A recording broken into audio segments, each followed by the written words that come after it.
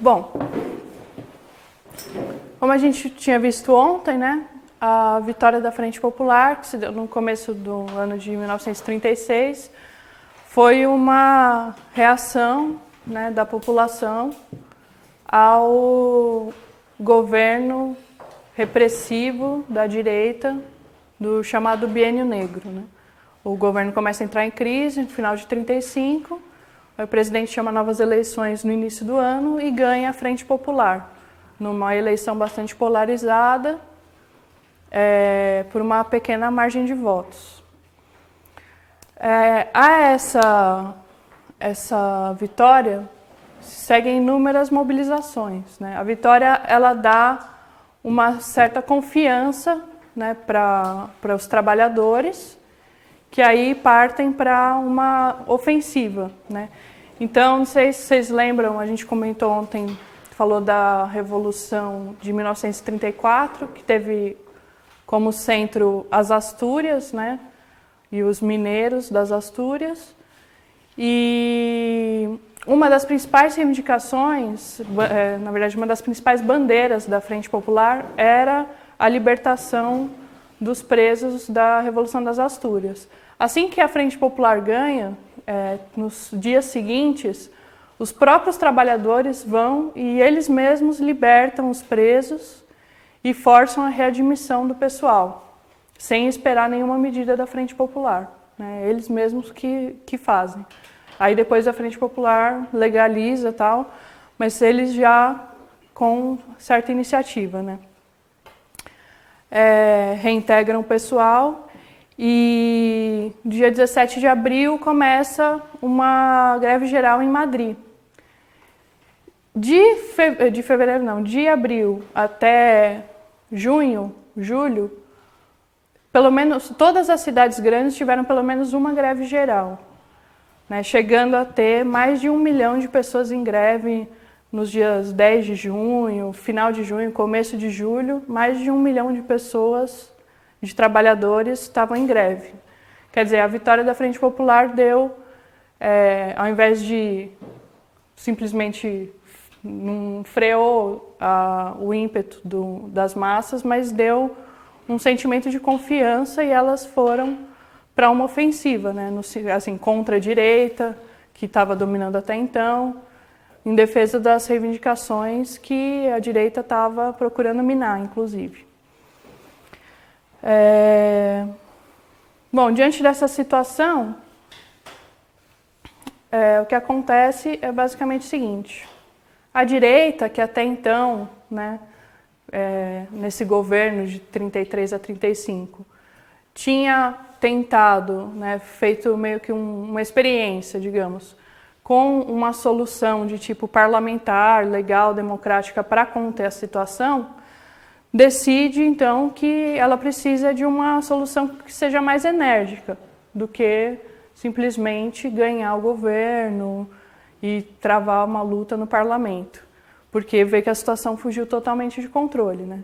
Quer dizer, eles instituíram de 33 a 35 um governo altamente repressivo que tentou retirar todas as moderadas conquistas que conseguiram aí depois da queda do rei, da ditadura. E a esse governo repressivo se seguiu novamente a vitória da Frente Popular e um novo ascenso, né, do movimento operário. Então, toda a burguesia, todos os grandes industriais, todos os latifundiários, toda a oligarquia fechou com os chefes militares e pela solução do golpe militar. Então, no dia 17 de julho, tem começo o golpe militar dirigido pelo Francisco Franco. E pelo um outro general que era importante era o Mola. E começaram o golpe, né? O Franco, ele estava meio que...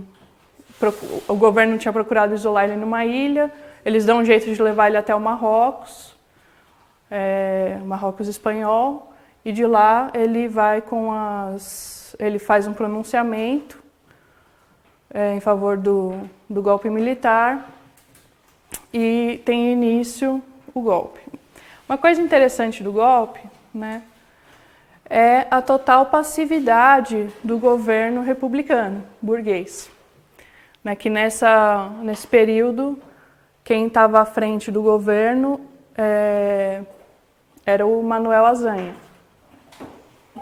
que já apareceu aí na história lá para trás. E o que mais chama a atenção é a passividade do governo. Se dependesse do governo, o golpe militar teria sido vitorioso no ato, porque eles não fizeram absolutamente nada. O Franco lança o manifesto, a maioria das guarnições adere ao golpe. Para completar, no dia anterior, a imprensa operária, né, vários jornais das organizações operárias iam publicar matérias alertando para o perigo do golpe militar, porque já se sabia, havia todo um rumor, etc., né? Já vinha sendo planejado, inclusive. E o governo censurou esses jornais, que saíram com a parte onde ia denunciar o golpe, saiu tudo em branco. Então, quer dizer, censuraram a denúncia do golpe. Aí, quando o golpe é dado, o governo de início não fala nada, aí depois ele fala que o pessoal não precisa se preocupar, que é uma rebelião que está restrita ao Marrocos. E assim, enquanto o golpe vai ganhando guarnição atrás de guarnição, o governo ainda fala que o pessoal não precisa se preocupar, que o governo está tomando as medidas, o golpe vai ser desbaratado em breve, que o melhor que o pessoal tem a fazer é ficar em casa. Então, quer dizer, de todas as formas, eles procuraram enganar os trabalhadores, a população sobre o que estava acontecendo e não iam reagir. Enquanto isso, o próprio Azaña tentou uma negociação com os militares para ver se eles tentar chegar num acordo. Aí os militares deram um ultimato no governo e o governo daí ficou totalmente perdido, não sabia o que fazer. Por eles, se dependesse da iniciativa deles, o golpe já tinha sido vitorioso.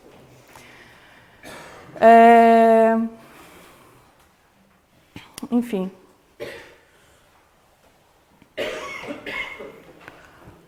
A única coisa que parou de fato o golpe, né, apesar de toda a tentativa do governo de despistar todo mundo, de não fazer nada, pedir tranquilidade, dizer que estava tudo bem e etc., foram os trabalhadores. Né? Em várias das cidades onde deram o golpe, houve tentativa de reação, inclusive por parte até de alguns governadores civis. Às vezes o pessoal pego de surpresa até saía na rua, fazia mobilizações, mas acabaram sendo reprimidos, estavam totalmente despreparados, foram pegos de surpresa e acabaram não conseguindo vencer. Mas no dia 19 tem início, que a gente pode dizer que foi o início da Revolução de fato na Espanha, uma reação ao golpe em Barcelona, né? Lá os trabalhadores eram tradicionalmente mais organizados, né? A gente já comentou que era um estado, província mais industrializada, onde os trabalhadores tinham maior tradição de organização. E aí, principalmente, os anarquistas e o POUM foram atrás de armas que eles dispunham, inclusive muitas o pessoal guardou de outras insurreições.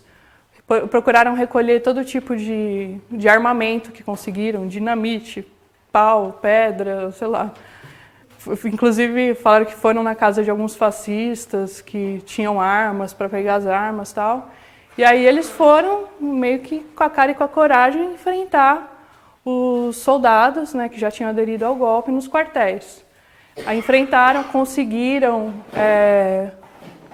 assim, dada inclusive a ousadia deles, conseguiram até apoio de alguns guardas e tal, até dentro de alguns quartéis, e conseguiram tomar os quartéis. E aí, a partir de lá, tomaram os arsenais de armas, armaram a população, e dentro de uns 3 dias já tinham dominado toda a Catalunha e derrotado o golpe lá. Em Madrid, também teve uma resistência grande, mas estava uma situação indefinida até que chegou a notícia da vitória na Catalunha. E aí eles conseguiram também lá derrotar o golpe, né? Se sentiram fortalecidos, tomaram uma ação mais decidida e conseguiram derrotar o golpe. O mesmo aconteceu em Valência, onde eles disseram até que o pessoal saiu até com faca de cozinha na mão, porque não tinha arma. E aí até os soldados dentro dos quartéis e tal atiram nos próprios oficiais, dão armas para os trabalhadores. Em Málaga, falo que os trabalhadores fizeram uma muralha em volta dos quartéis, com casas e barricadas em chamas, e aí forçaram o pessoal a sair. E nas Astúrias, aí por uma astúcia de um dos golpistas, o golpista falou que estava com a República, que estava garantido, e aí os trabalhadores achavam que estava garantido a capital da província, saíram em uma coluna de 5.000 mineiros para ir até Madrid e defender a capital. Só que, na verdade, o cara era um golpista e aí ele tomou ali a capital. Embora o resto da província tenha ficado com os trabalhadores, a capital ficou dominada pelos fascistas. E uma coluna de mineiros partiu para garantir que o golpe não fosse vitorioso na capital. Bom, a partir daí tem início, de fato, a Revolução, né? Quando os trabalhadores se armam para derrotar o golpe fascista. Então, assim, coisa de poucas semanas, poucos dias ou semanas, contam que a polícia desapareceu das ruas, né? Os trabalhadores tomaram a função de polícia para eles, né? A partir de milícias de trabalhadores. Os marinheiros tomaram a frota, né? Mataram também os oficiais e controlaram a frota. Além das medidas de tipo militares, eles também começaram a tomar algumas medidas econômicas, que também mostrava que não era simplesmente uma defesa da República, né? Como depois os stalinistas e a Frente Popular vai querer dar esse caráter de não, isso aqui é simplesmente estamos defendendo a República Burguesa. Mas o início, a Revolução, que começou em 19 de julho, já ia mostrando que a tendência era passar além do que é a democracia burguesa, né? Era tomar medidas que ameaçavam a própria propriedade capitalista. Então, bom, na Catalunha, uma semana depois da derrota do golpe, do início da Revolução, a indústria e o transporte já estavam praticamente inteiros na mão de comitês de trabalhadores.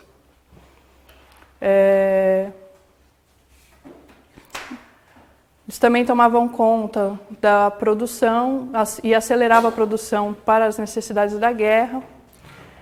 No campo, os camponeses começaram a tomar as terras e também formavam comitês que alimentavam as milícias nas cidades, né? Então, quer dizer, começou a se formar toda uma rede, né? E esse mesmo funcionamento dos comitês e tudo mais, se espalhou para outras províncias da Espanha.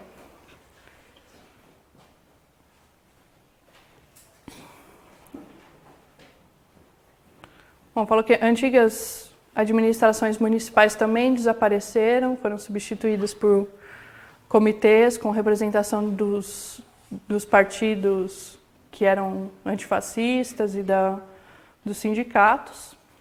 E aí formou-se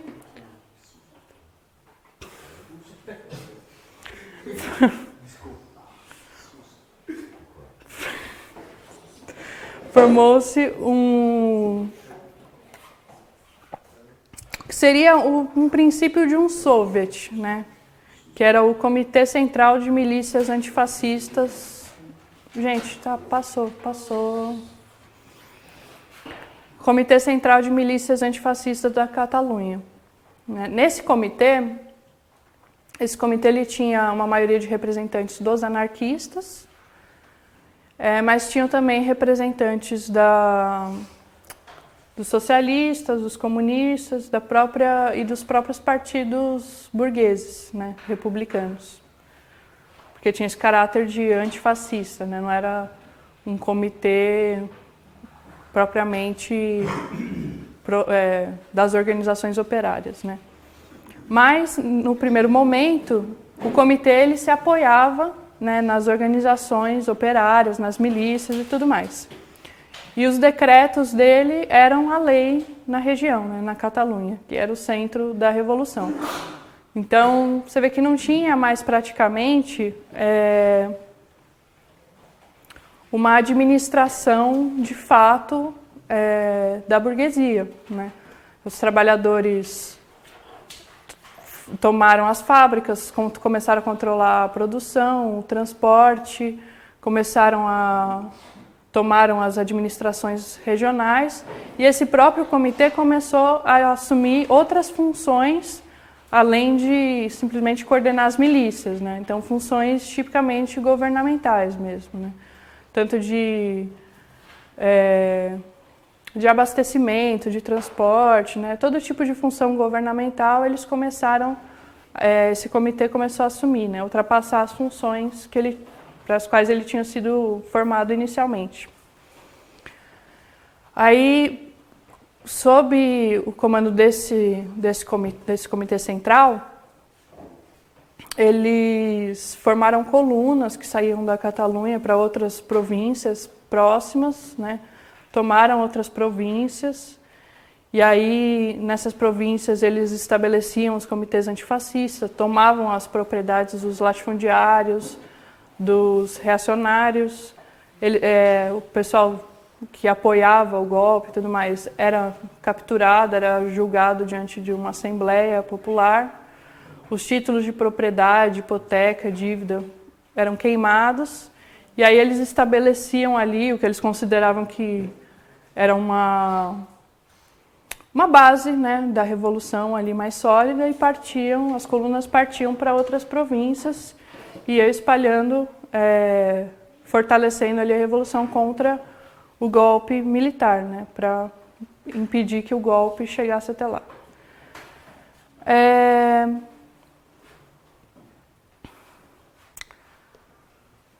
Isso aconteceu também, na Catalunha, esse processo ele era bem mais desenvolvido, né?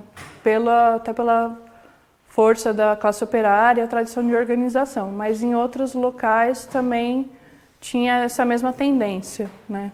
De formar os comitês, de substituir a polícia, de formar os comitês nas fábricas, controlar o transporte e tudo mais. Agora, ele tinha um certo problema, né, esse comitê que começou a aparecer como um problema nos primeiros momentos já da Revolução, né? Assim, ele não era de fato um soviet, né? Então, no começo, quando veio a primeira onda revolucionária, ele estava ali sob o controle das milícias, dos trabalhadores, dos comitês nas fábricas e tudo mais. Mas conforme baixou um pouco a onda, passou aquele primeiro impacto, né, a burguesia que estava totalmente, como dizer isso de uma maneira, estava na defensiva, né, com a situação, ela deixava passar tudo. Mas os comitês, ele não era eleito, né? Não era de delegados eleitos nas fábricas nem nada, e ele também não funcionava por maioria, mas funcionava por acordo. Então, logo que passou esse primeiro momento, que a burguesia estava meio abobada aí, na defensiva, eles começaram a tentar recuperar o terreno, né? Então,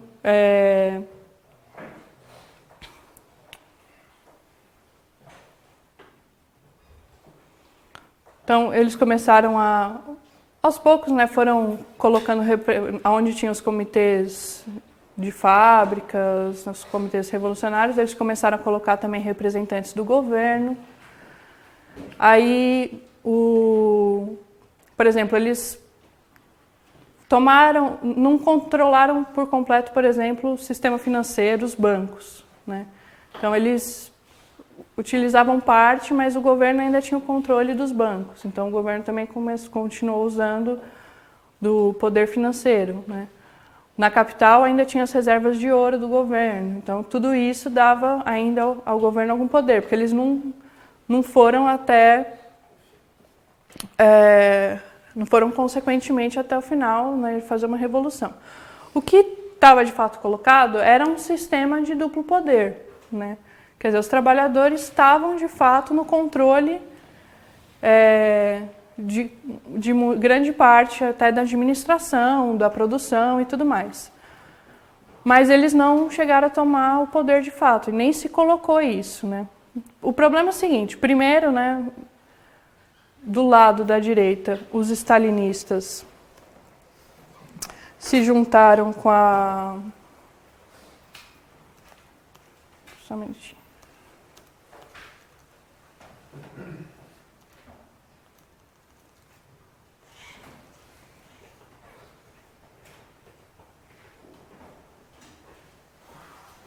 Bom, eles se juntaram com o Partido Socialista e com os próprios republicanos, da burguesia, para controlar o golpe, para controlar a revolução.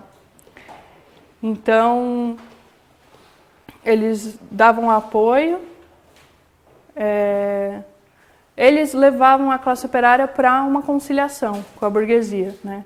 Enquanto a esquerda não tinha uma política para a situação, não tinha uma política de tomada do poder e acabou indo por outras vias para essa mesma política de conciliação.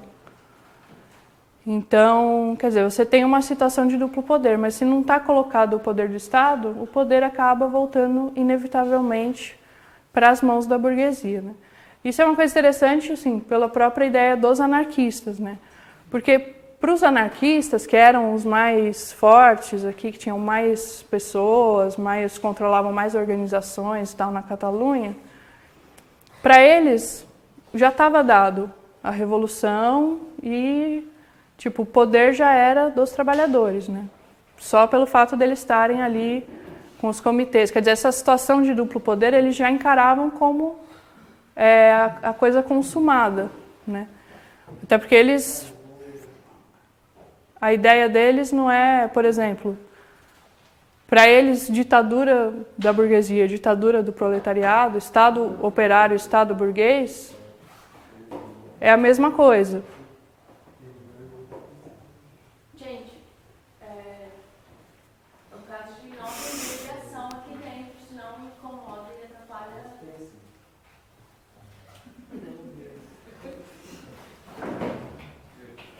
Enfim. Os anarquistas, para eles, assim, o Estado burguês é tão ruim quanto o Estado proletário, né? Quer dizer, você não tem que tomar o poder do Estado. Só que aconteceu isso, você está numa situação de duplo poder.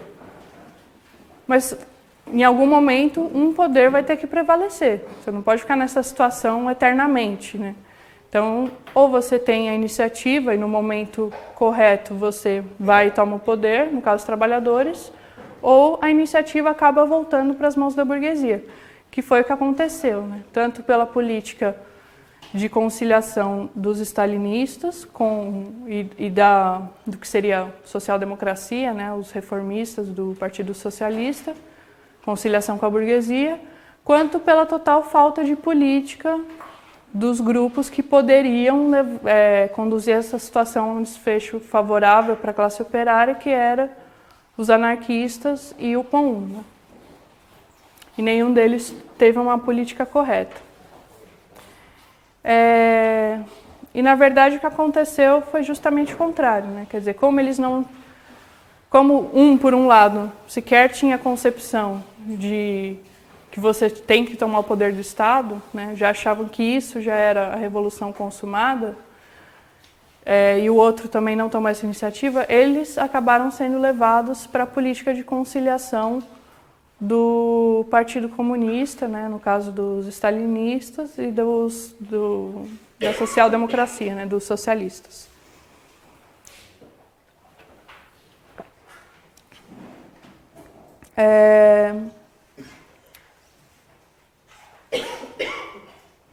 Então, assim, no começo,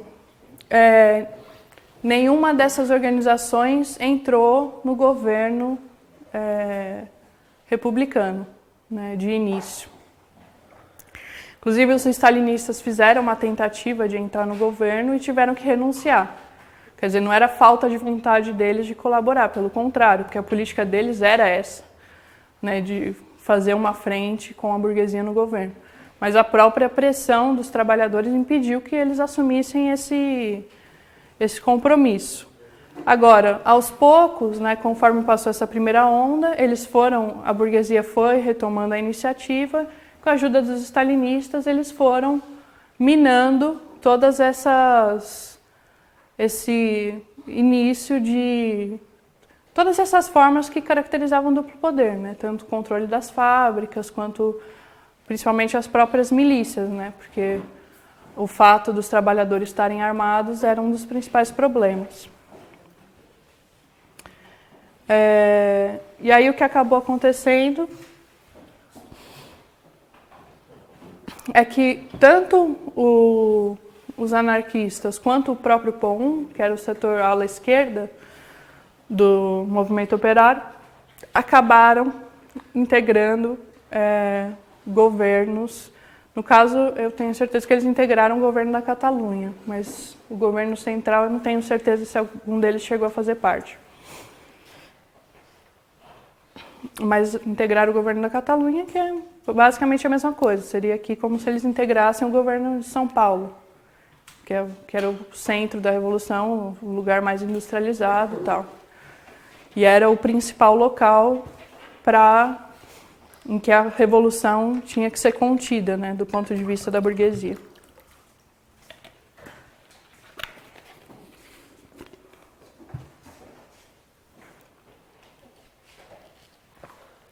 Bom,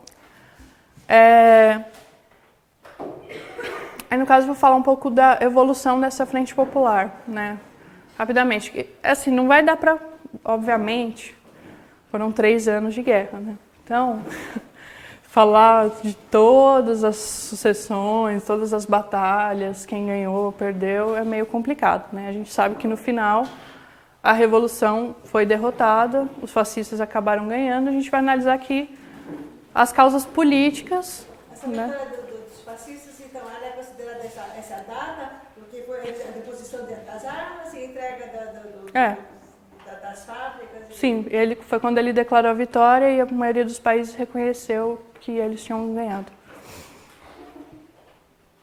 Então, a gente vai mais analisar alguns fatos, né, centrais, como esse, por exemplo, né, da Revolução e da dominação da Revolução por dentro, e alguns outros fatos da Guerra Civil, da Frente Popular e da própria atuação do imperialismo na guerra, que levaram à derrota da Revolução e à vitória dos fascistas.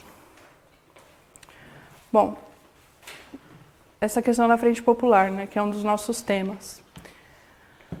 Em setembro é formado um governo que é um governo considerado típico de Frente Popular, né? Onde o Azanha ele sai da presidência do Conselho de Ministros, né? Seria tipo um primeiro-ministro, e assume o Largo Cabaleiro, que era um dos dirigentes do Partido Socialista. Então, o gabinete é formado por 6 socialistas, né, 3 de direita, 3 de esquerda, 5 ministros burgueses e 2 stalinistas, né, do Partido Comunista. É um governo muito parecido com o que teve, por exemplo, no governo provisório da Rússia, em 1917, quando os socialistas revolucionários entraram no governo, né? Quer dizer, um governo de aparência bem esquerdista, onde a burguesia cumpre ali um papel assim, aparentemente secundário, porque ela, além de estar em minoria, era já representantes da burguesia que não tinham mais nenhum apoio de fato da burguesia, né? Que o Trotsky descreve como a sombra da burguesia. Era praticamente um governo burguês sem apoio da burguesia, mas que teve a função de impedir que os trabalhadores tomassem o poder do Estado. No final também de setembro, aí o POM e a CNT entram no governo da Catalunha.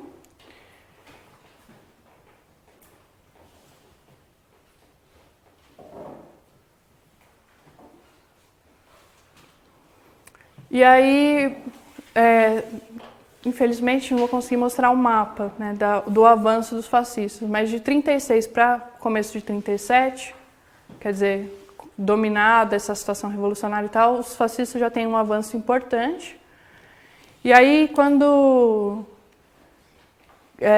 vem que já estão perdendo não, desculpa, tem uma coisa importante antes disso. Ainda no governo do Largo Cabaleiro, os stalinistas, junto com a burguesia, impõem a unificação de todas as milícias. Só que a unificação, quer dizer, não necessariamente seria ruim, né? Nem a esquerda se opunha. O problema é a unificação sob o controle de quem? E, obviamente, que partindo deles, a unificação das milícias não era sob o controle dos trabalhadores, mas era sob o controle da burguesia, do próprio governo burguês, né?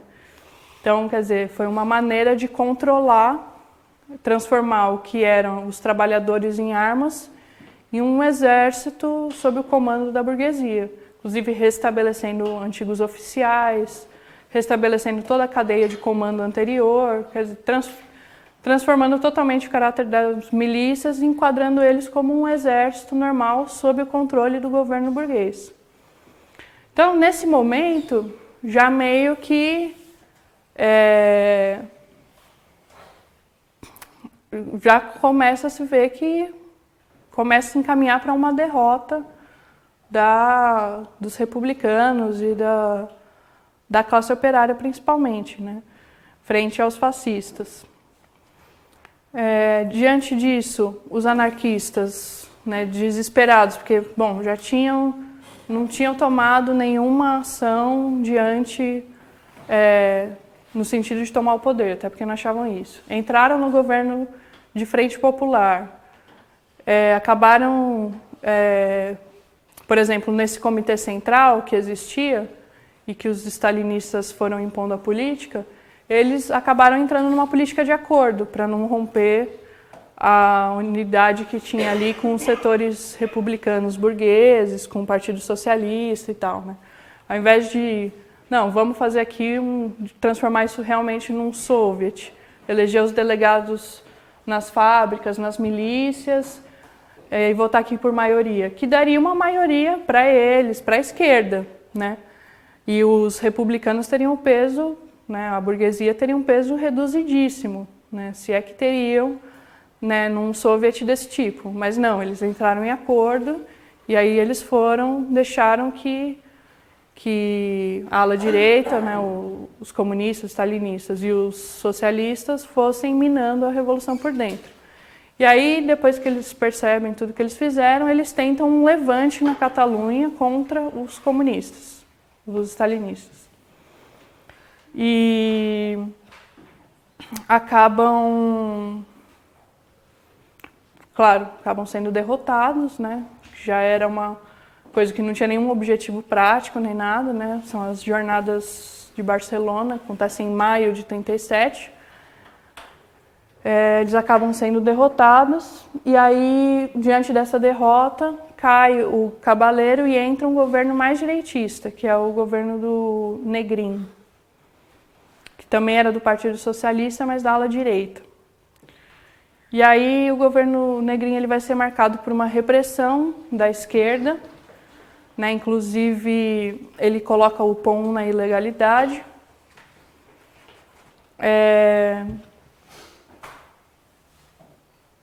É um governo que está totalmente dominado pelos soviéticos, que aí a gente vai falar um pouco de como foi a intervenção deles na guerra, e que começa a preparar para entregar mesmo para os franquistas toda a situação, né? Ele entra pouco depois de maio, né? Depois do levante dos anarquistas em maio, entra o Negrin. Ele coloca o POUM na ilegalidade. Em 17 de junho é o assassinato presumido, né? Ou desaparecimento, pelo menos, do Andrés Nin, que era o principal dirigente do POUM. O Andrés Nin, ele e vários outros dirigentes do POUM são presos pelos stalinistas. Ele é, inclusive, torturado e assassinado num quartel que eles estabeleceram lá numa cidade. E é um negócio absurdo, assim, né? Quer dizer, desde o final do ano de 1936, os stalinistas começam uma campanha muito intensa contra os anarquistas e o POUM, né? Quer dizer, a ala mais combativa, mais antifascista de fato, né? Então, por aí você já vê que seria um pouco difícil ganhar a guerra desse jeito, né? Você eliminando a ala que é a mais ativa, né, ali dentro, no meio do combate contra os fascistas. Começam a combater eles, até que o POUM é colocado na ilegalidade e eles prendem, torturam, matam o principal dirigente do POUM. Para fazer isso, parte dessa campanha, que é interessante ver como é que funciona também, né? Até em casos atuais, digamos. Eles falam que o POUM e os anarquistas estavam infiltrados de agentes franquistas. E aí fazem toda uma campanha contra eles. E nesse caso do Andrés Nin, é uma coisa, assim, tipo de filme, uma coisa maluca, assim. Eles fazem todo um complô. Um cara escreve uma carta fingindo ser uma carta do Andrés Nin para o Franco. Aí essa carta, aí tinha um fascista que tinha uma livraria, essa carta vai aparecer numa maleta nessa livraria, a polícia baixa lá, pega a maleta, tem uns documentos com o selo do POUM, aí acham a carta, que seria a prova de que ele está em conluio com o Franco. E aí depois que o cara já estava lá preso, assassinado, aí para não deixar, falou, nossa, como é que a gente vai fazer agora, né? Não deixar o pessoal ver que foram eles que mataram. Eles forjaram que foi um batalhão da Gestapo que foi retirar o Andrés Nin do local. Tipo, uma coisa maluca. Dizem que usaram até alguns voluntários alemães das brigadas internacionais para tirar ele e deixar evidências de que foram os alemães que levaram ele embora porque ele era aliado dos fascistas. Quer dizer, você vê a maneira que os caras agiam, assim, de maneira, consequentemente, contra-revolucionária contra todas essas alas, né? Falar um pouquinho o porquê disso também. Né? Porque a União Soviética, de fato, ela não queria nenhuma revolução, né? O Stalin, a política dele de frente popular, era uma política para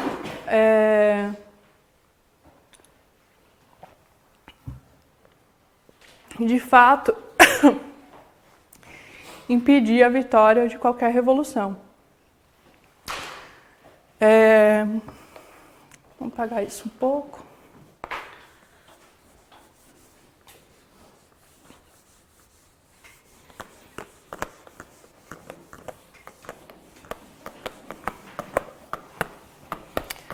Então, uma questão que é muito debatida é a questão da intervenção estrangeira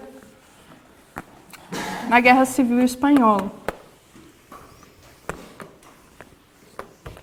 Porque assim, logo que a guerra inicia, os franquistas pedem ajuda para a Alemanha, para a Itália, e eles começam a enviar ajuda.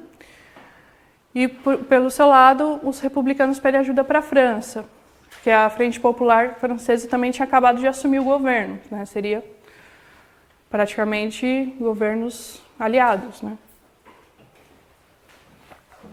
Teoricamente.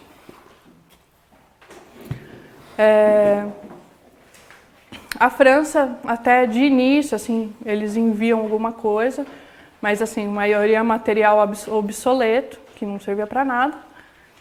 E pouco depois do começo da Revolução, da Guerra Civil, né, logo em 1º de agosto, né, a Guerra Civil começou, o golpe foi 17 de julho. 1º de agosto é proposto um pacto de não intervenção. Então, não sei se tem como mostrar isso, que é interessante. Esse pacto de não intervenção, basicamente, significava o seguinte: que ninguém podia vender armas para nenhum dos lados em conflito. Só que é óbvio que isso não aconteceu. Na verdade, a política de não intervenção era um disfarce para a intervenção fascista. Porque os fascistas, a Alemanha e a Itália, ignoraram completamente o negócio, continuaram mandando armas, soldados, todo tipo de coisa, regularmente. E enquanto o imperialismo dito democrático não enviava nada, né? E aí que entrou a União Soviética. Isso aí tem muito a ver com o próprio contexto da política internacional da época, né? Então, o que aconteceu em 1936? O nazismo tinha acabado de chegar no poder na Alemanha, 1933. E pouco antes da Guerra Civil começar, o Hitler já tinha invadido os Sudetos, ficam ali perto da Alemanha, que já mostrava uma política ofensiva do nazismo, né, no sentido da guerra. O próprio imperialismo, que depois vai se colocar como democrático, então se eu falar imperialismo democrático é entre aspas, né? Ele mesmo estava dividido entre o apoio ou não ao fascismo, porque o fascismo, querendo ou não, ele era uma arma muito boa para controlar a Revolução Proletária. Ele era uma arma muito eficaz para controlar a Revolução Proletária, né? Quer dizer, mais propriamente esmagar a classe operária e conter a Revolução. Então, ele estava dividido, por isso também já não iniciou logo de cara uma ação no sentido de barrar o nazismo. E também, de qualquer modo, eles não queriam arcar com os custos de iniciar uma guerra, né? Quer dizer, se a gente puder evitar a guerra, melhor. Se resolver tudo sem ter que investir muito na coisa, né? Então, o Hitler avançou para os Sudetos, avançou para outras regiões, tudo bem, vamos fazer essas concessões para ver se ele se contenta, a gente não tem que arcar com a guerra. E no caso da Espanha, principalmente, o Hitler era uma boa arma, né, os fascistas de um modo geral, para acabar com a Revolução. Porque uma revolução ali na Espanha, que já estava colocado, né, pelo que a gente viu, podia contaminar, por exemplo, a França, que na mesma época, né, inclusive com a vitória da Frente Popular, passa por uma revolução, né, o Trotsky se caracteriza como uma revolução, a greve geral na França, a tomada de milhares de fábricas e tal. Então, quer dizer, a vitória de uma revolução na Espanha podia contaminar a França, que é o principal país da Europa, e podia se espalhar de maneira incontrolável, né? Então, beleza, vamos deixar os fascistas agirem livremente e ver se eles acabam com a revolução. Então, eles fizeram esse pacto de não intervenção, que significava assim, que todo mundo estava proibido de vender as armas para os republicanos, enquanto a Alemanha e a Itália ostensivamente armavam os fascistas. Isso daí, assim, não é análise do PCO, né? Todo mundo sabe que foi assim mesmo. Não é análise trotskista, estranha, tipo, é conhecido de todo mundo, né? Não tem nem... Todo mundo denuncia isso como sendo a maior farsa da Guerra Civil. Tem uma coisa interessante aqui, deixa eu ver se eu acho, que que eles falam como é que foi, que ele relata um pouco de como foi a intervenção dos alemães do lado fascista.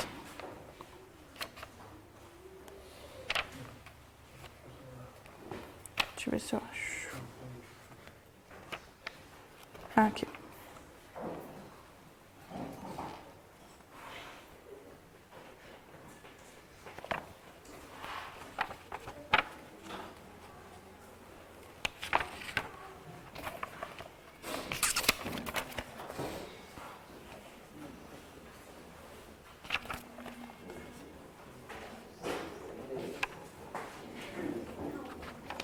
Ah, gente, não vou achar.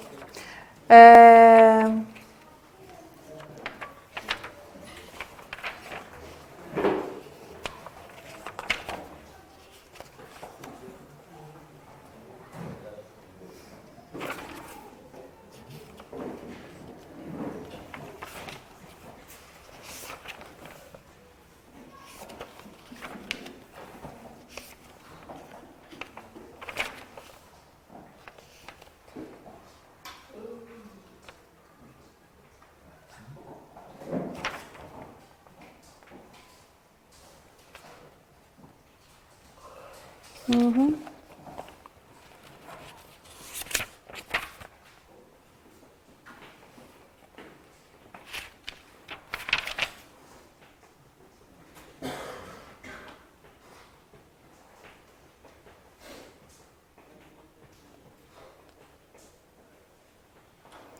Bom, eles formaram...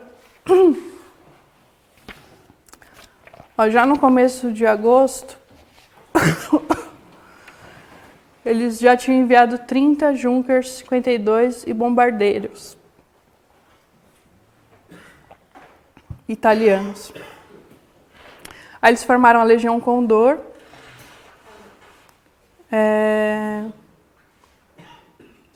todos com salários pagos pela Alemanha, né?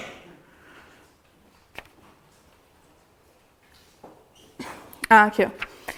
Diz que... Ó, por exemplo, que um especialista militar britânico disse que a superioridade do Franco na artilharia excedia o outro lado em 3-1.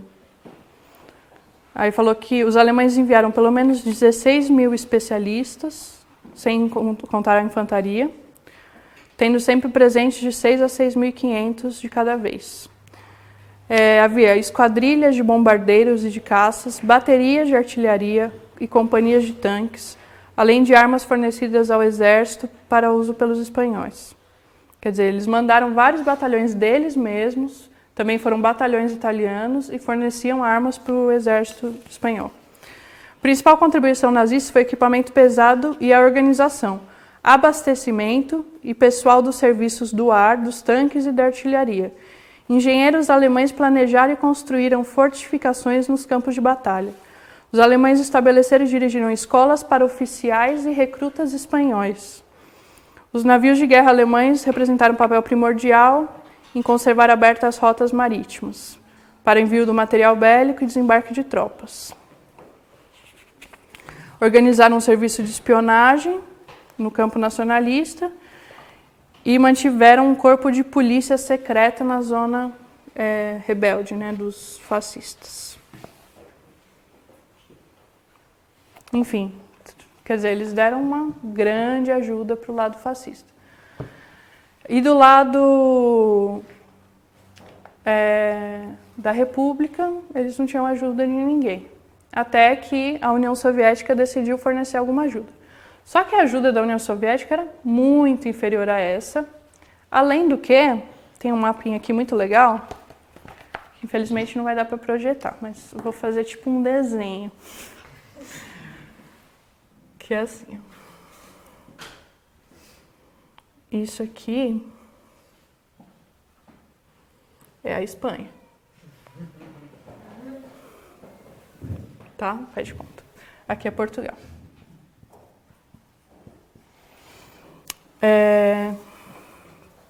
E acho que a partir daqui, mais ou menos, está a França. Ah, não, desculpa. Viajei. É aqui, a França. A Catalunha fica aqui. Ah, é bom porque dá para mostrar um pouco como é o negócio, né? Barcelona, aqui a Catalunha. Aqui as Astúrias, né, onde teve a insurreição de 34. Madrid fica mais ou menos aqui. E aqui ficava o Marrocos, né, onde eles estavam inicialmente. Aí, olha que interessante. O Portugal estava também sob o domínio dos fascistas. E aí o Comitê de Não Intervenção, eles estabeleceram uma coisa muito inteligente, que os países supostamente democráticos controlavam as entradas do lado fascista e os fascistas controlavam as barreiras, né, as fronteiras do lado republicano. Então, basicamente assim, mais ou menos essa divisão mesmo estava, quer ver, mais ou menos aqui.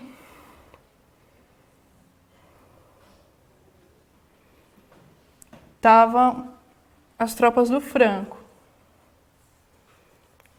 Isso ele colocou em abril de 37, né? No início era menos, aqui não estava ainda controlado, mas em 37 já estava isso aqui. Então, esse vermelhinho aqui é o Franco. Aqui estava republicanos e aqui republicanos. Aí olha que interessante, aqui era o controle francês e inglês. Aqui era o controle italiano. Aqui não era para ver nada. Italiano e aqui alemão.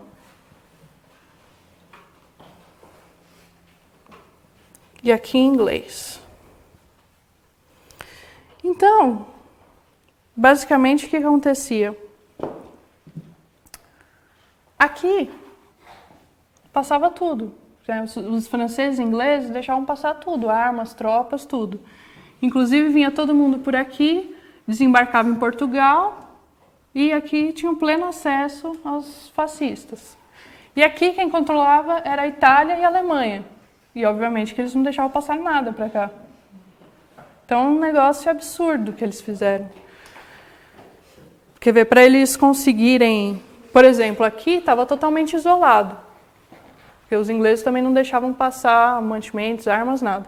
Então, para chegar até aqui, eles tinham que sair daqui, mais ou menos, dar uma volta aqui para tentar mandar alguma coisa para o pessoal. Tipo, uma situação totalmente desigual, né? Não dá nem para falar, né? Quer dizer, os democráticos deixavam os fascistas serem abastecidos tranquilamente. E os fascistas, obviamente, barravam todo o fornecimento de armas para o lado republicano.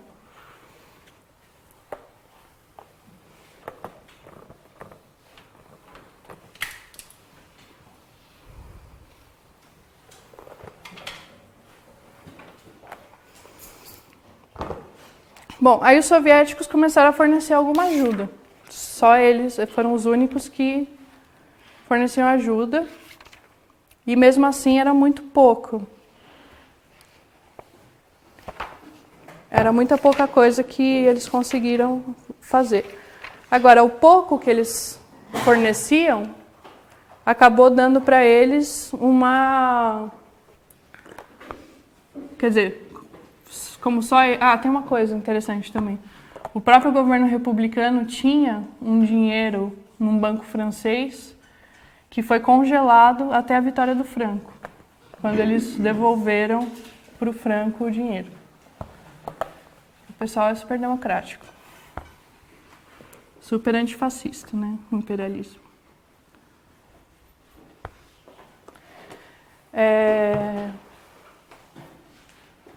Enfim, e é interessante também, assim, para ver, né? Porque muita gente, principalmente historiadores convencionais, burgueses, também atribuem a vitória da guerra a esse fato. porque é óbvio, né? A superioridade militar deles era enorme. As tropas fascistas nunca passaram dificuldade nenhuma. Eles estavam, além de ter armas e tudo, eles estavam sempre abastecidos, tudo bonitinho. Inclusive, vários que foram dos combatentes estrangeiros aqui, a maioria era tudo mandado pelo próprio governo, italiano e alemão e um pouco de Portugal. Já do lado republicano, os voluntários eram voluntários mesmo, não eram mandados por governo nenhum, né, e foram recrutados através das brigadas internacionais, formadas pela Terceira Internacional. E aí eles chegavam com dificuldade, passavam necessidade, não tinham salário pago, que nem os outros tinham ali pelos governos, passavam todo tipo de necessidade.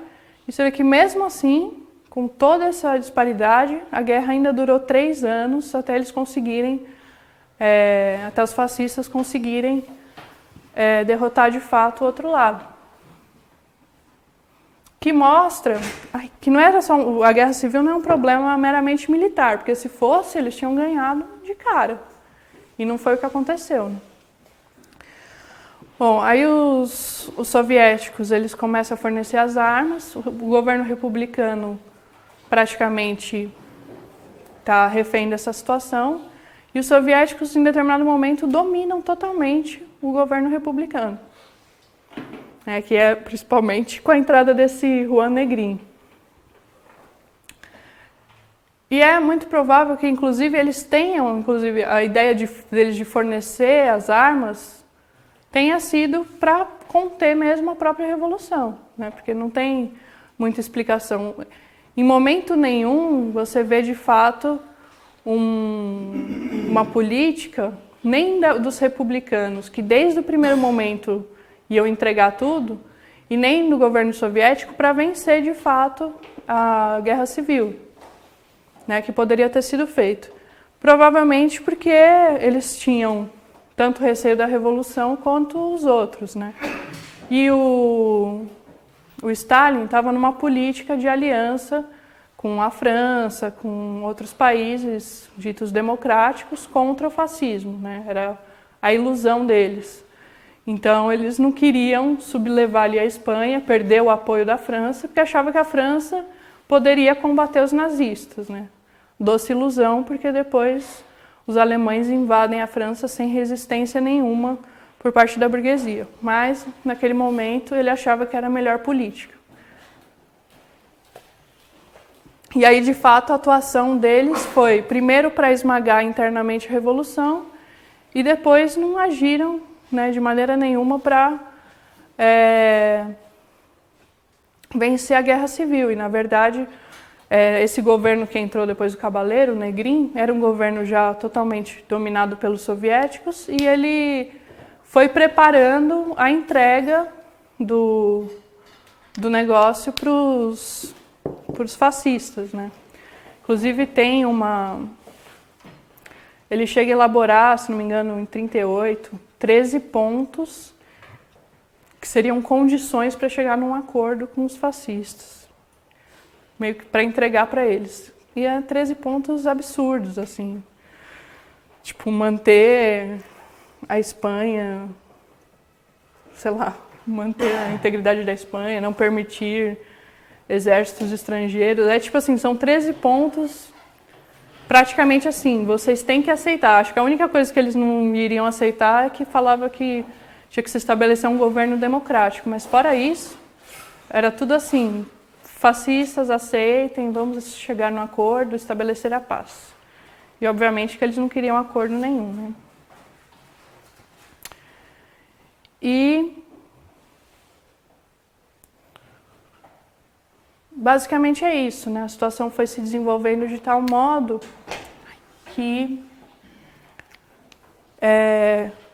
primeiramente, com a atuação extremamente contra-revolucionária, né, dos stalinistas, dos socialistas, a falta de política, de uma política correta por parte do POM e dos anarquistas,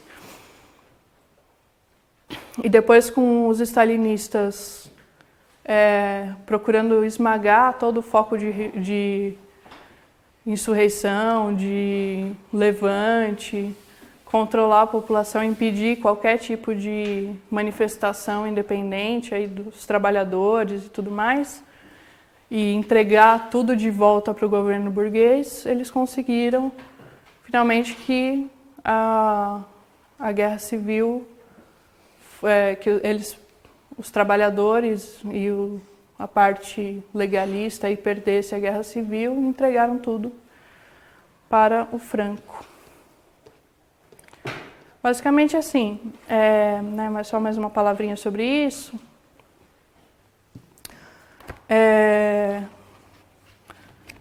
Quando você lê sobre a questão e tudo mais, fica bem claro que a única alternativa era, primeiro, você de fato tomar o poder ali, onde os trabalhadores já estavam armados e tal, e espalhar isso para o resto do país, né? Quer dizer, você teria que levantar a população contra os fascistas, né? Dificilmente você ia conseguir levantar a população simplesmente para defender a democracia burguesa. Até porque, assim, os lugares onde os fascistas assumiam, eles já instalavam imediatamente uma ditadura brutal, né? Inclusive tem denúncias diversas sobre as execuções assim, na retaguarda, né? Depois que o pessoal já tinha sido vencido, né? Porque são fascistas, né? Além de ser um golpe militar, era um golpe militar fascista.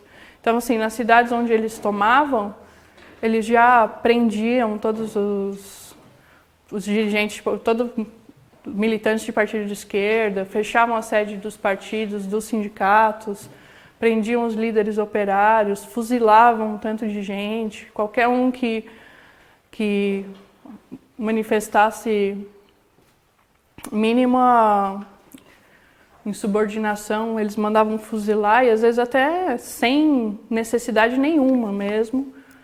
É até difícil falar em estimativas, porque tem estimativas muito distintas, assim. Mas centenas de milhares de pessoas foram fuziladas, não na guerra, depois de já vencida a guerra, né? No sentido de controlar mesmo a situação. Então, quer dizer, era um regime de terror, realmente, né?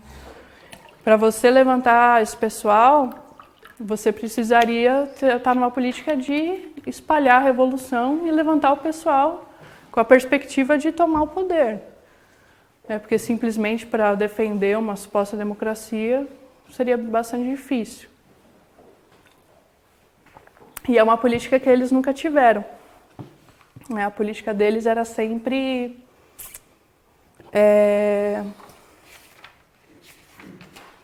manter o negócio na defesa meramente da República, sendo que a República em si, os republicanos, estavam dispostos a entregar tudo desde o primeiro momento e impediram, e, por outro lado, esmagar a Revolução. Então, só mostrar o avanço dos fascistas, né? Acho que no início eles tomaram essa região. Vou entrar aqui um pouco. Era assim. E um pedaço aqui. Aí, logo em agosto, eles já foram expandindo para cá. No começo do ano, já tinham avançado mais, tomado toda essa parte. Aí tomaram aqui também. Isso aqui no final de 38 tomaram isso aqui. Aí foram vindo para cá, né, cercando toda a parte. Até que eles tomaram a Catalunha e aí foi o golpe definitivo, né? Acho que foi em fevereiro que eles tomaram a Catalunha. E aí eliminando o principal foco de resistência. Teve ainda uma luta aqui em Madrid, mas aí obviamente perderam. E aí tomaram o resto com relativa facilidade, assim, em questão de 3, 4 dias. E esse foi o fim da Guerra Civil. É isso, pessoal. Podem fazer perguntas.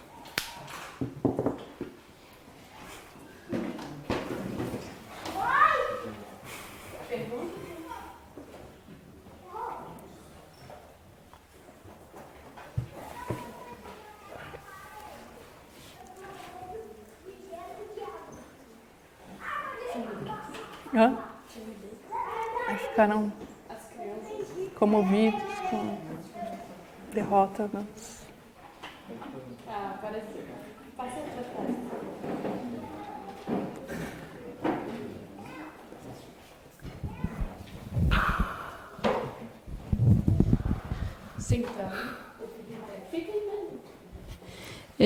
São várias informações, então às vezes alguma coisa a gente perde. Tá. Você falou dos democratas e dos republicanos. Não. Não, então, é isso que eu não... Porque você falou do apoio que os soviéticos, né, os stalinistas, eles ajudaram a acabar com a revolução. Sim. E aí você falou que tinha... Eles apoiavam os democratas, isso que eu não, eu não consegui entender. Não, é o seguinte, a União Soviética, o Stalin, queria um acordo com o imperialismo democrático. Era isso. Que seria a França, a Inglaterra, o pessoal que não, os países que não estavam sob o domínio fascista, né? Os principais potências que não estavam sob o domínio fascista. Uma Alemanha com a França, uma aliança com a França e outros países, para impedir que eles achavam que eles seriam bons aliados, por exemplo, numa possível invasão nazista, fascista da União Soviética. Eles achavam que a França ia conseguir conter o nazismo, poderia conter, e seriam bons aliados para evitar uma invasão na União Soviética. O democrático é o imperialismo democrático. Porque depois, na Segunda Guerra, eles apresentam dessa maneira, né? Que tinha parte do imperialismo que era fascista, autoritária, tal, e o imperialismo democrático. Que não é bem assim, obviamente. Mas só porque é como se apresentam as coisas por aí, né?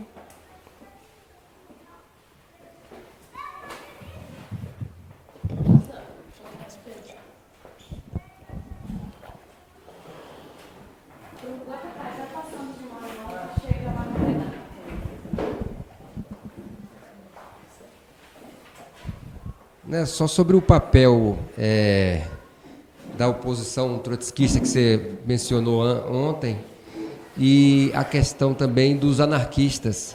Como que foi? Que você falou, você chegou a citar que eles entram no governo também, né?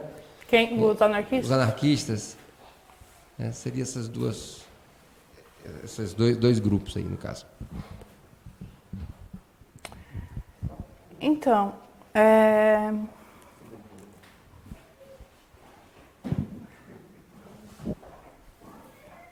deixa eu só ver se eu acho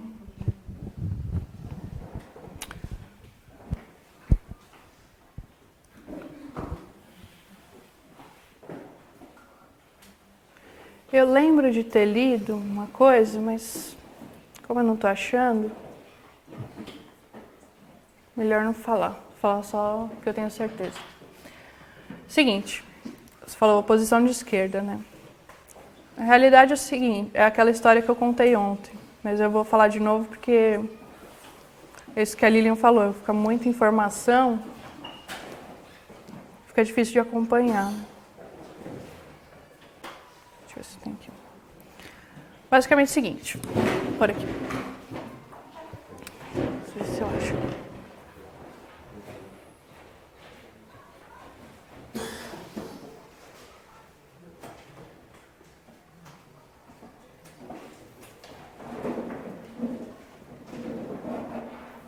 Oh, caramba.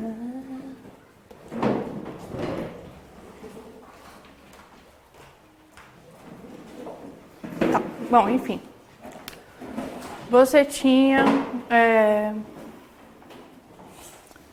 1930, tem a oposição, é formada a oposição de esquerda na Espanha.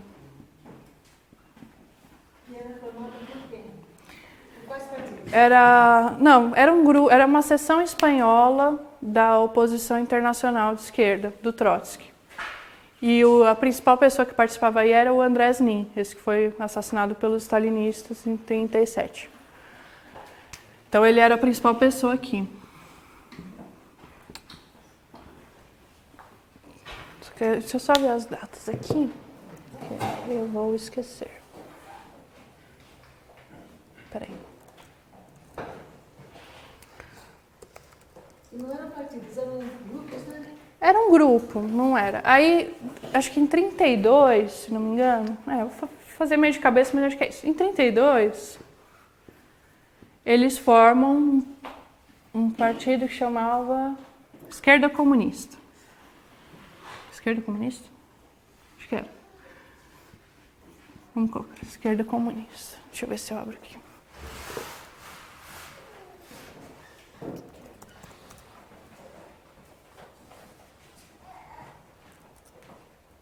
Tá.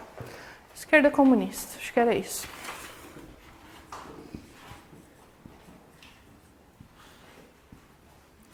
Só que aí ele ainda era ligado ao Trotsky, mas aí aos poucos ele vai se afastando da política trotskista.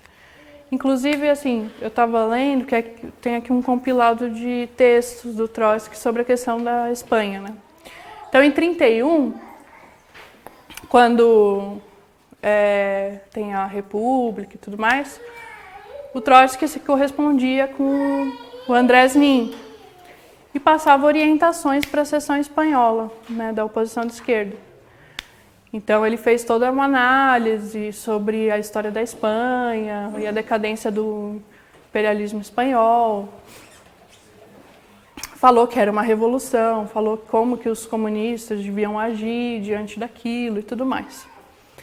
Só que, assim, já se nota que o Andrés Nin tinha um problema aí, porque ele começa com essas coisas que a gente conhece, que é: você não dá muita atenção para a Espanha. Não vou dizer que foi com esse tom, porque não tem a carta dele, mas pela resposta do Trotsky é isso. Você não dá muita atenção para as questões da Espanha.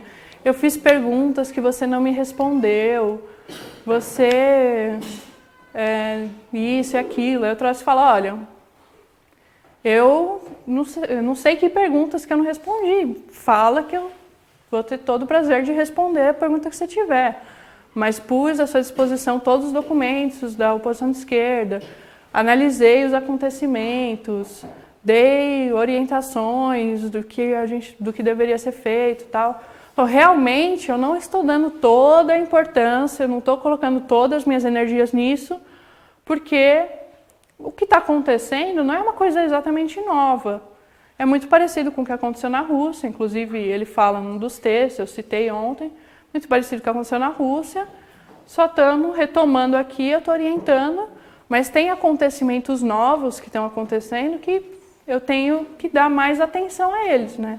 Por exemplo, né, o nazismo que está surgindo aqui em 1933, a capitulação vergonhosa do Partido Comunista diante do nazismo e tal. Mas ele quer atenção total para a Espanha. Então você já vê que começa ali uma coisa, uma briguinha ali pequeno-burguesa. Inclusive eu não tive a oportunidade de ler tudo, mas eu vi que ele começa a tomar algumas atitudes que são estranhas. Sei lá, ele fala de acho que a Federação Catalã tinha um problema com ele, e de repente ele estava integrando a Federação Catalã. Você vai vendo que vai tendo um desenvolvimento e vai tendo um distanciamento entre eles. Aí, em 1935, o Nin rompe com o Trotsky, e ele forma, acho que é em 35 mesmo, que eles formam um POUM, que é um ajuntamento da esquerda comunista com um grupo que chamava Bloco Operário Camponês, que era dirigido pelo Maurin. E esse Maurin, aquilo que eu tinha comentado ontem, né? Ele era tipo um ex-stalinista. E ele tinha participado de um período em que o Stalin tinha orientado o Partido Chinês a entrar no Kuomintang, né? quer dizer, o Partido Comunista entrar no Partido Burguês, que já era uma pré-frente popular ali. Era uma frente popular, né, mas não estava ainda totalmente desenvolvida enquanto concepção, quanto em 36, quando o Stalin fala, não, a política é essa, fazer as frentes populares, colaboração com a burguesia democrática, por isso, que era já uma orientação geral para todos os partidos comunistas. Mas, enfim, aí ele se junta com esse Maurin, que já era bem mais oportunista, bem mais assim, distante do trotskismo. Aí eles formam um POUM.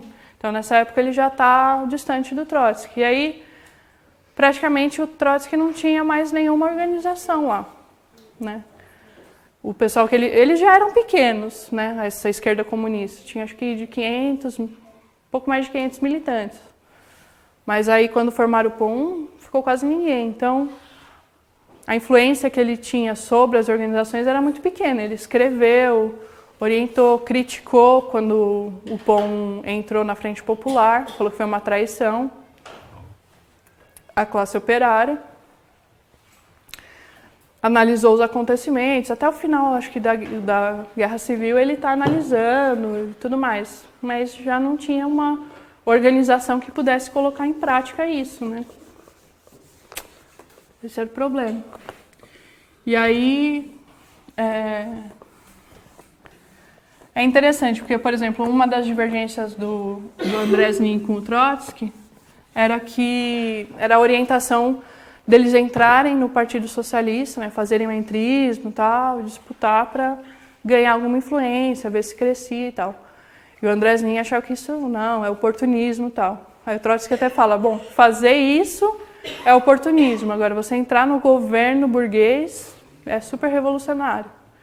Então você já vê que já tinha essa briga, né, que vai se concretizar em 35, e aí, quando tem a Guerra Civil, não tem nenhum grupo ali sob orientação do Trotsky, né, que poderia, talvez, agindo de maneira consequente, ter influído mais nos rumos do negócio. Né. Nessa época, ele já estava sendo perseguido, né, pelo Stalin. Ah, tá. Ele já estava sendo... Já existia uma cisão entre Trotsky Já. e realmente... Aí, o Stalin tem mais poder, né, de influência, e ele praticamente está isolado, né? Esse é um problema, né? Porque essa ruptura foi 5 anos antes dele ser assassinado pelo Stalin, a mando do Stalin. Então, o que acontece é assim, o cara, Trotsky, é um teórico brilhante, dirigiu o Exército Vermelho, ganhou a Guerra Civil. Mas estava num isolamento tal que o Andrés Nin acha que sabe mais que ele, não leva a sério. Tipo, quem é você, né? Então, desconsiderou totalmente o que ele falou e acabou assassinado, né? Foi derrotado na Guerra Civil, não ganhou nada com o negócio e ainda acabou com o partido esmagado pelos stalinistas.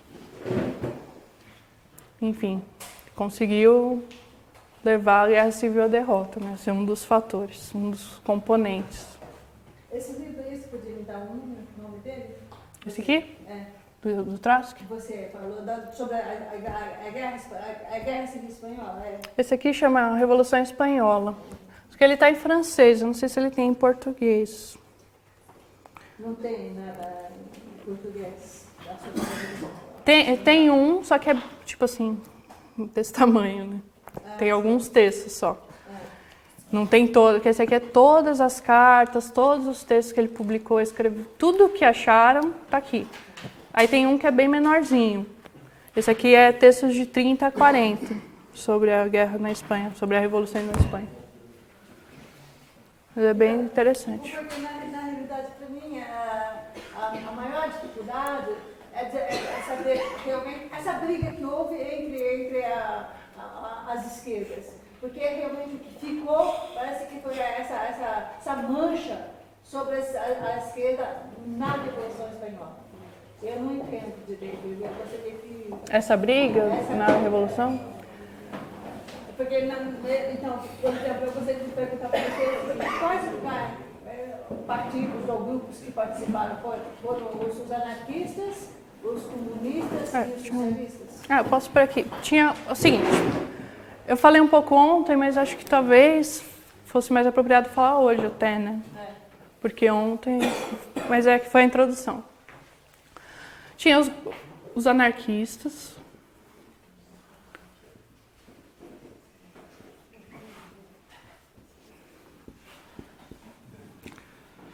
Os anarquistas, eles dominavam a CNT, Confederação Nacional do Trabalho, que era a maior organização na época lá.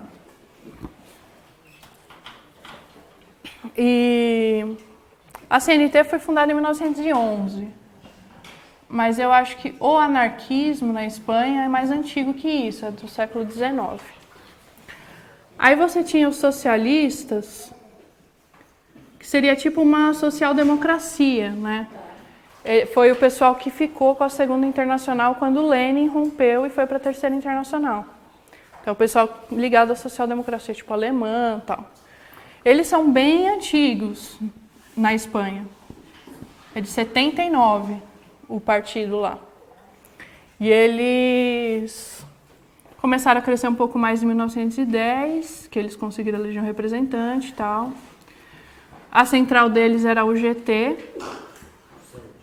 que era a segunda mais importante, depois a CNT. Só que eles eram bem direitistas, assim. Então, eles participaram da ditadura do Primo de Rivera, que eu te falei ontem, foi 1923 a 30. Eles apoiaram, inclusive em 1924, o mesmo cara que foi, tipo, o primeiro-ministro, né, depois da Revolução, que eu falei em setembro e tal, ele entrou nesse governo do Primo de Rivera, quer dizer, uma ditadura militar sob a monarquia. Você vê que eles eram bem direitistas. Em 31, quando é proclamada a República, aí são feitas eleições, eles têm a maioria. São o que conquistam mais cadeiras no parlamento. Então, foi que eles têm um crescimento bem expressivo. Aqui, eles elegem os primeiros representantes. 20 anos depois, eles são a maioria no parlamento. Mas é bem direitista. São tipo reformistas, né? Já o Partido Comunista, ele é fundado só em 21. Bem depois que todo mundo, né? Ele é formado em 21, em 23 com a ditadura é colocado na ilegalidade. E quando sai da ilegalidade, em 1930, eles estão com uma política que é ultra-esquerdista, que é muito parecida tipo, com a do PSTU hoje. Mas quando teve a República, né, eu comentei ontem, foi um movimento de massas, né? O rei fugiu do país e eles tiveram que proclamar a República. No dia seguinte, mobilizações gigantescas tomaram conta do país. Aí, no meio de todas essas manifestações, fim da monarquia, proclamação da República, o povo na rua, a palavra de ordem deles era: abaixo a República Burguesa, viva os soviets. Que não existia. Ou seja, política dos esquerdistas que não leva ninguém a lugar nenhum, né? A política do Trotsky, comentei ontem também, tá nesse livro, era que os comunistas deviam ser os que, e no caso era a orientação dele para a oposição de esquerda, deveriam ser os que mais, consequentemente, lutassem pela realização de um programa democrático, né, até o fim. Que isso seria a preparação para a Revolução Operária. Mas a política deles era oposta. E aí, quando chega em 36, eles estão com a política de Frente Popular. Mas ainda era um grupo bastante pequeno.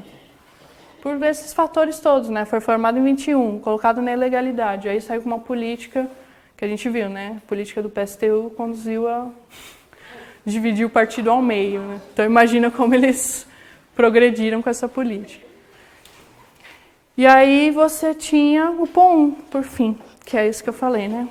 Que foi próximo do Trotsky, mas que acabou rompendo. E não fez nada.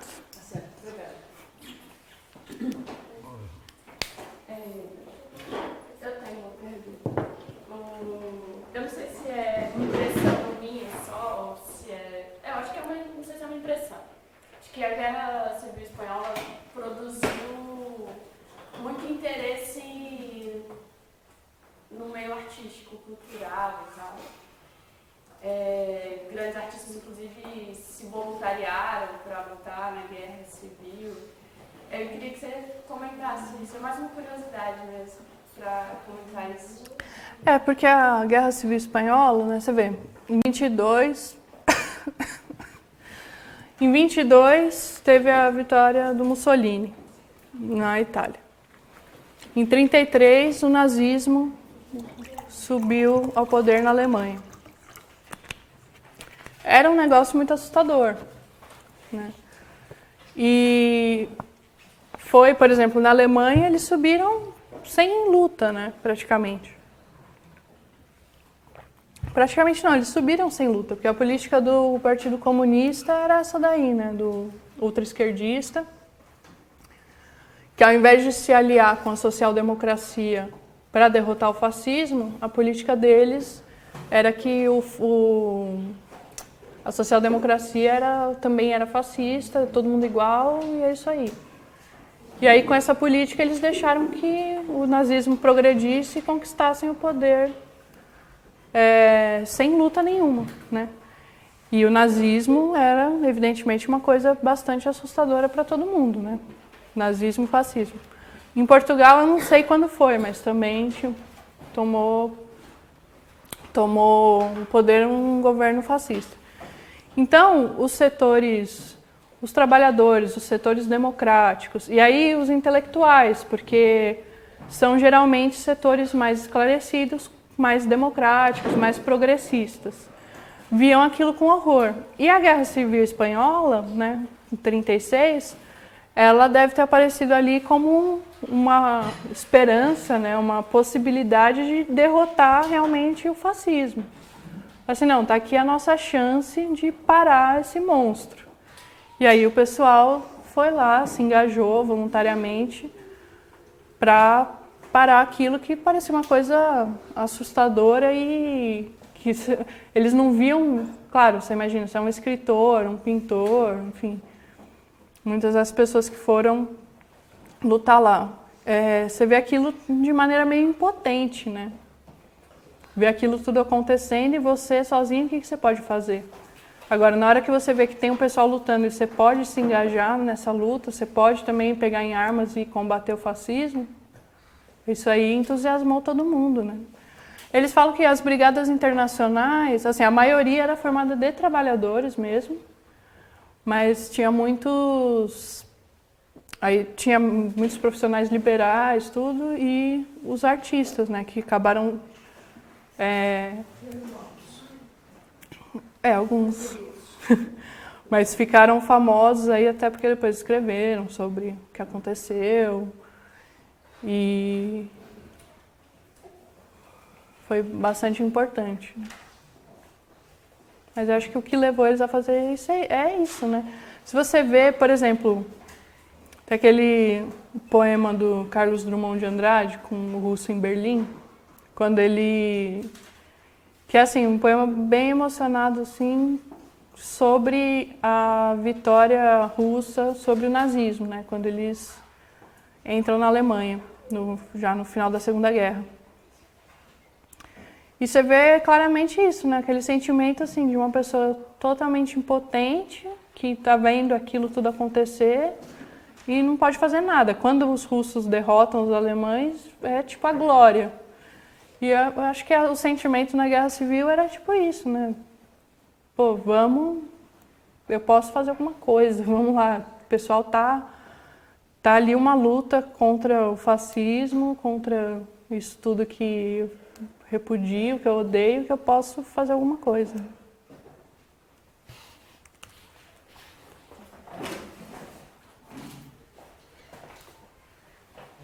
Eu queria perguntar duas coisas. Acho que você pouco já respondeu. Se a União Soviética estava contra a Revolução na Espanha, por que você falou que as brigadas eram organizadas pela Terceira Internacional, né? Por que eles tomaram a iniciativa de organizar as brigadas, né? E também, se onde o POUM e os anarquistas tinham mais força, né? Ou na Astúria, chama? Não, o POUM na Catalunha. Catalunha. Os socialistas acho que tinham um pouco mais de força nas Astúrias. Não, a minha pergunta é se, por exemplo, tinham medidas socialistas mesmo, já onde tinha essa esquerda mais revolucionária, né? Tipo coletivização da terra, se tinha diferença, né? Por exemplo, onde as medidas do governo burguês e aonde eles conseguiam ter mais influência, já dava para dizer que tinham medidas socialistas, né? Já tinham medidas nesse sentido, né? O próprio controle das fábricas, eles voltavam tudo, eles controlavam o negócio para o interesse dos trabalhadores, né? E no campo eles chegaram a coletivizar algumas terras e tal. Só que foi um processo interrompido, né? Tudo caminhava nesse sentido, mas é aquilo, se você não estabelece um governo operário que toma essas medidas de maneira consequente, o negócio acaba caindo no vazio, né? Fica algumas coisas isoladas, espontâneas, mas nada consequente, né? Então eles, os camponeses, no primeiro impulso da Revolução, tomaram algumas terras, coletivizaram e tal, mas depois foi tudo revertido, né? Então, sobre as brigadas, eu li várias coisas. Não tem muita... Eu não li nenhuma análise de por que ele formou, né? Inclusive, ninguém sabe direito de quem foi a ideia. O Stalin demorou até para tomar a iniciativa e fazer o negócio. Eu acho, assim, do meu ponto de vista, que já estava começando a haver um movimento de pessoas irem voluntariamente de maneira independente. Começou uma pressão geral nesse sentido, das bases, tanto do Partido Comunista como dos trabalhadores em geral, de que temos que fazer alguma coisa em relação à Espanha. E aí dizem que uma das explicações que eu li, que eu também não sei se é fato, é que ele teria finalmente encampado essa ideia das brigadas para efeitos de propaganda, né? Nós que combatemos o fascismo, né, consequentemente, tal. Tanto que falaram que não era todo mundo comunista que ia lutar lá como voluntários, mas eles dão uma estatística, 40% não era comunista, ou 60% não era comunista. Mas aí quando voltava da guerra, depois que eles iam lutar, metade desses viravam comunistas. Então, acabava sendo um bom meio também de recrutamento e propaganda a favor da União Soviética, tudo, né, dos partidos comunistas. Infelizmente eu não li mais profundamente, mas eu vi que teve meio que uma revolta do pessoal das brigadas, eu não sei direito, teria que ler melhor sobre isso. Mas uma das explicações que eu vi é que ele acabou usando isso como para efeitos de propaganda mesmo, né? Mas provavelmente a ideia tenha surgido por uma pressão de baixo, né, como sempre, que eles resolveram adotar e usar para fins próprios, né? Porque diz que assim, tem especulações, né, de quem teria sugerido a ideia e tal, e fala que ele foi bem hesitante no começo em adotar essa política de formar as brigadas. E aí depois acabou o negócio deslanchando, né? Então acho que não foi tanto uma política consciente dele, quanto uma pressão que depois ele acabou aproveitando, né, para fins de propaganda. Fala assim, bom, já que o pessoal está pressionando, quer ir lá, por que não usar isso, né, para mostrar que realmente nós aqui estamos... Porque assim, eles recrutavam o pessoal para ir lutar, mas também não davam assistência nenhuma, assim, né, para eles. Não era aquela coisa bem organizada e tudo mais. Então, meio assim, ajudava o pessoal a ir para lá, ajudava a recrutar, etc. Mas não era nem o centro do negócio. Eu acredito até que eles têm até freado um pouco a tendência. Porque se fosse fazer um recrutamento mesmo, todos os países... Imagina o tamanho dos partidos comunistas em toda a Europa. Além do pessoal que ia, sei lá, metade que nem era comunista, eles poderiam ter mobilizado muita gente, se fosse a ideia deles, né? Mas acho que não era uma política consequente também. Eu queria saber qual bibliografia você usou para o curso. Putz. Tem vários livros. Que eu não sei se quer que eu passo depois. Por exemplo. Referências para estudar a Revolução Espanhola. Eu li bastante desse livro, A Guerra Civil Espanhola, do Hugh Thomas. Ele é apresentado como um historiador assim, bem minucioso e tal. E, de fato, assim, eu achei que era até minucioso demais, porque ele conta muito detalhe, muita história. Às vezes você acaba até perdendo um pouco assim, do que é o central do que ele está falando, sabe? Mas tem muita informação e bem recolhida e tal. Os principais que eu usei foi o dele, Guerra Civil Espanhola.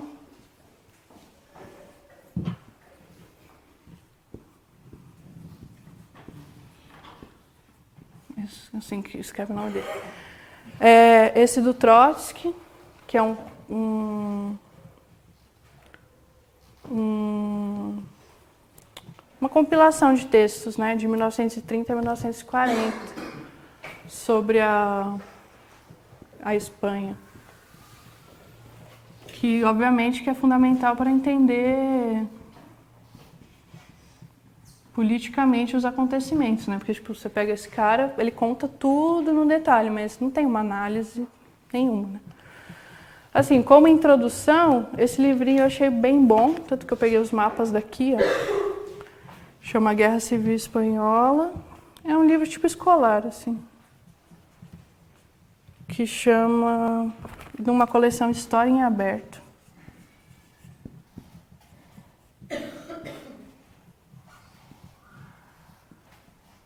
Que dá um panorama, assim, né, para quem está começando.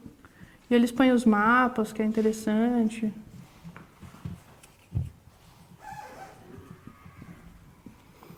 Esse daqui eu peguei também, eles falam da...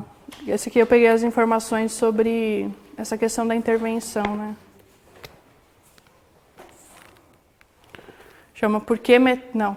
Chama Metade da Espanha Morreu. É de um jornalista norte-americano.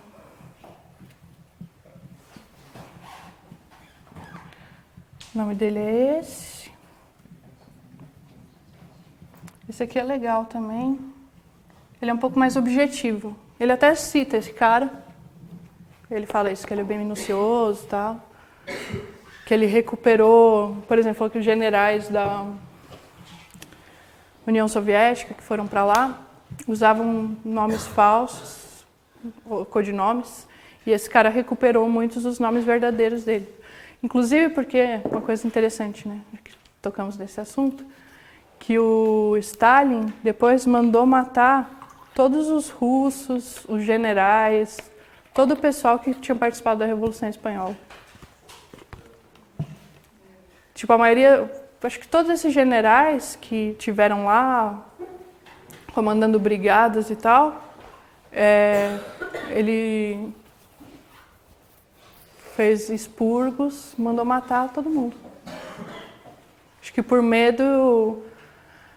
Porque, assim, podia ser um foco de problema, né? O pessoal que participou, de fato, ali da luta, viu como que foi o negócio, participou de uma revolução, viu como que eles agiram.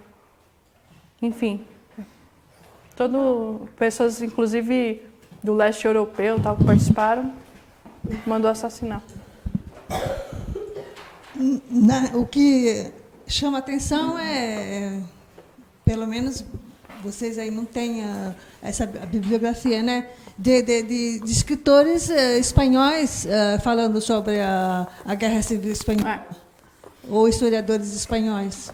Ou existe pouca literatura espanhola a respeito da Guerra Espanhola?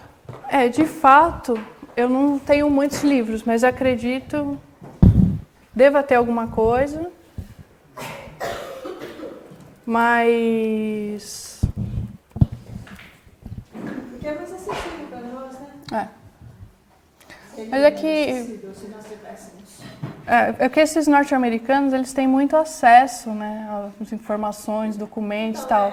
Agora, o problema do própria Espanha, né? A própria Espanha não deu. Então, o problema é que eu acho o seguinte, os espanhóis deviam ter dificuldade de ter acesso aos documentos, porque a ditadura franquista foi até 75. Então, quer dizer, esse livro mesmo, esse último que eu falei, Se Metade da Espanha Morreu, foi escrito ainda durante a ditadura do Franco. Então, você imagina, para um espanhol ir para a Espanha, por exemplo, pesquisar, etc., para que as pessoas que mais teriam interesse estavam exiladas ou morreram, enfim. Eu acho que deve ter sido um pouco mais... Deve ter tido essa dificuldade, né? E os americanos têm mais acesso. O interessante também chama O Labirinto Espanhol, que muita gente, que o próprio Hugh Thomas cita muito. Parece que é um livro bem assim de referência. E eu acho que é interessante ler os romances também, né? Eu citaria 3 que são bem importantes. Quer dizer, tem o do Hemingway, Por Quem os Sinos Dobram, mas eles não falam muito sobre a guerra, assim, mas como romance, vale muito a pena.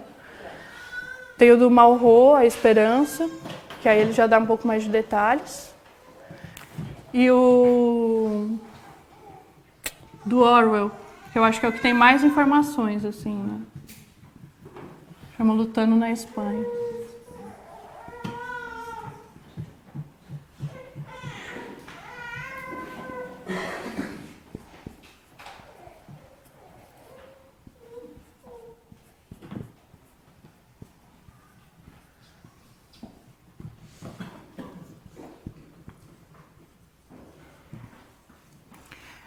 Eu acho que, assim, com esses você já tem uma boa ideia do negócio, né? Mas, assim, tem muitos outros que agora eu não estou lembrando, mas que eu consultei e tal. Mas esses foram os que eu mais usei. Tem muita coisa, né? Tem os livros específicos também, falam do fascismo, formação do fascismo, formação do anarquismo, do comunismo. Aí depende também quanto que você quer aprofundar, né? Mas realmente, esse negócio dos autores espanhóis, vou dar uma olhada.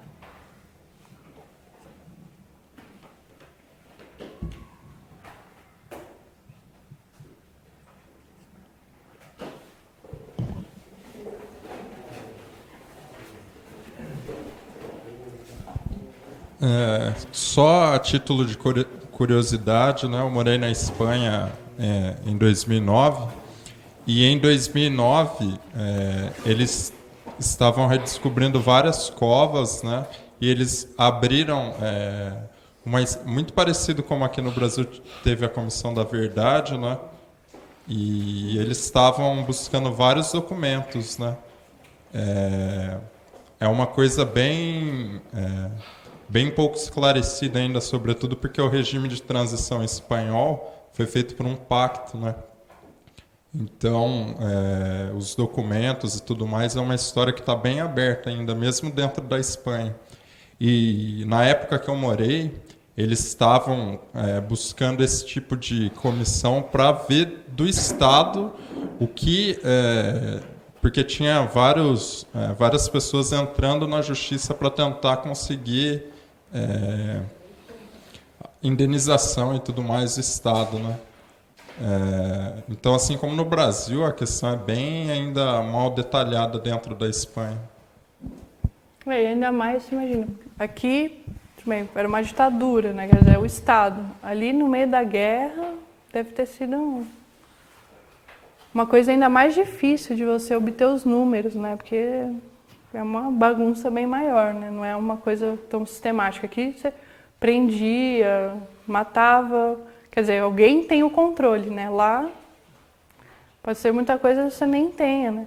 Agora, as estimativas, realmente, assim, é uma totalmente diferente da outra. Mas você vê até nesse negócio que eu falei das Astúrias. Esse historiador achava que o mais provável era 1.300 mortes. Mas a Frente Popular, o pessoal na época da esquerda, falava em 5.000 mortes. Que já é um número 3 vezes maior. Aí eu li também que, por exemplo, teriam morrido 200.000 pessoas na retaguarda, quer dizer, não em combate, só o pessoal depois de já dominado o lugar e tal. E 450.000 refugiados no final da guerra, acho que só da Catalunha. Aí depois eu li em outro lugar que teriam sido 300.000 refugiados da Espanha. Quer dizer, são números que ninguém sabe nada, né? São estimativas e não tem um número realmente concreto que você possa se apoiar, assim, né? Teria que ver quem é o historiador que viu mais documentos, que realmente pesquisou e chegou num número mais aproximado, mas é muito difícil de ter esses números. Quer dizer, muita coisa feita clandestinamente, enfim. Complicado até para recuperar agora, né? Eu estive vendo também que acharam algumas valas comuns, essas coisas, né? Recentemente. Continuam achando coisa, então... Essa estimativa é bem difícil de fazer. Eu lembro, bem, há vários anos atrás eu já tinha lido números assim, assustadores, do tipo que depois que o Franco tinha ganhado a guerra, ainda tinha tido não sei quantas mil mortes, dezenas de milhares, no País Basco, em vários lugares também, onde o pessoal tentou alguma revolta, sei lá o quê. Então, é muito difícil saber ao certo os números, né? Tanto que eu nem citei aqui porque eu vi tanto número, um diferente do outro, assim muito diferente, que você fica meio perdido. Sabe que o negócio foi grande, né? Tudo que dá para saber.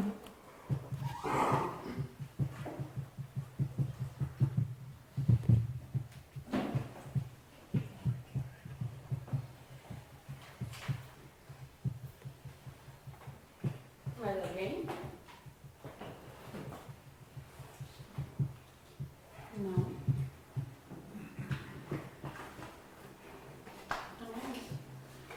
Professor, acaba de acabar. Nós vamos servir o jantar agora, rapidamente, e em seguida nós vamos voltar aqui para o auditório, que vai ter a palestra com o companheiro Afonso sobre a República de Weimar.